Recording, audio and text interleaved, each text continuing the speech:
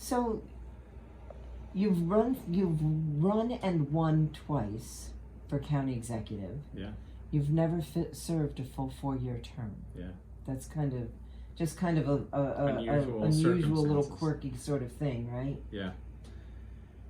Yeah, I now have run in 2 special elections, so somehow those have a way of popping up. But I mean, I certainly was not expecting to be running for Congress. The set of things that all sort of created the situation between redistricting and now Lieutenant Governor Delgado taking that role came out of left field. And so, like everybody, just sort of responded to that. So I was planning to certainly continue my term and run again for county executive until this opportunity. And really, for me, I really wrestled with the decision. A lot of conversations with my wife and my team and others that I trust. And this is an incredible job and opportunity to serve and really deliver things and accomplish things. And so that is, it's a little bit bittersweet to think about that, but I genuinely feel our democracy is at an existential moment, and we need people in Washington who are going to really stand up and fight for democracy, for choice, for freedom. And I love this country so much. I just felt like I had to be part of standing up for it. Well, this isn't the first time, though, right? I mean, you did try Yeah. to run once before. You lost I mean, Delgado in a primary. I thought our democracy was under threat in 2016 and 17, and it's only gotten worse. It's only gotten more extreme. Our politics are more divided. People are more distrustful of government. And to me, that means we just have to work even harder to try to rebuild that. And serving as county executive, for me, increases my hope. Like, I think we were able to rebuild some trust in government here through the pandemic, through some of the things that we've been able to accomplish. And seeing that work at the local level, to me, gives me hope that we can still and have to do that at the national level. But that work is really, really challenging right now. So let's talk about some of the things that you did accomplish during your tenure, and some of the things that your administration accomplished and that you're most proud of. Yeah.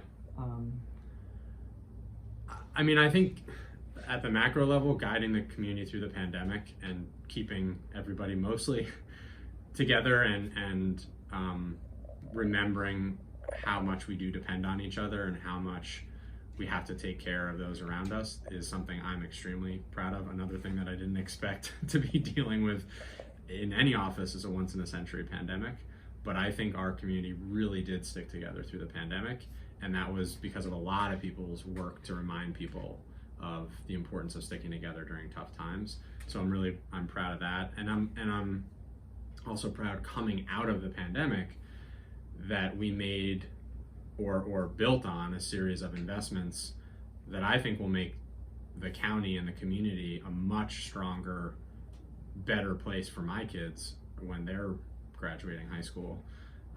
Particularly for me, the reinvestment in mental health and addiction, the Crisis Stabilization Center, the fact that we've made major progress in acquiring the building, getting the funding lined up, building community support for it, that's going to be it's a huge need for the community and will be a huge help for those struggling with mental health and addiction issues.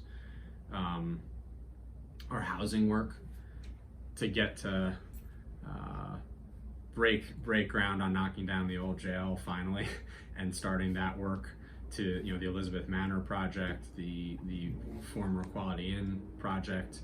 I mean, those are all collectively, that's a few hundred units of housing. We need thousands, we know, but at least to get that moving and to raise awareness of the urgency of the housing need and housing affordability gaps. That's something I'm proud of. And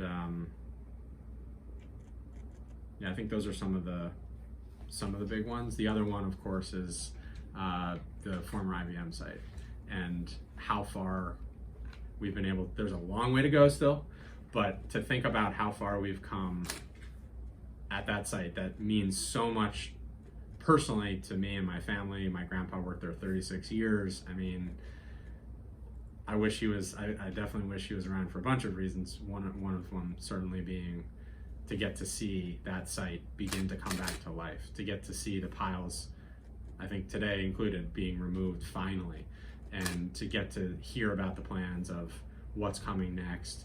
And I think if we can continue the momentum at the former IBM site, that will be the single most impactful thing we're able to do here, because it really positions the county and the community to be leading again, to be at the front edge instead of kind of on the receiving end of the economy, where we felt like we were in a downward spiral. And now we have real reason to be optimistic and to see growth and to see positivity. So that's, I think, if really pressed, that's the thing I'm most proud of.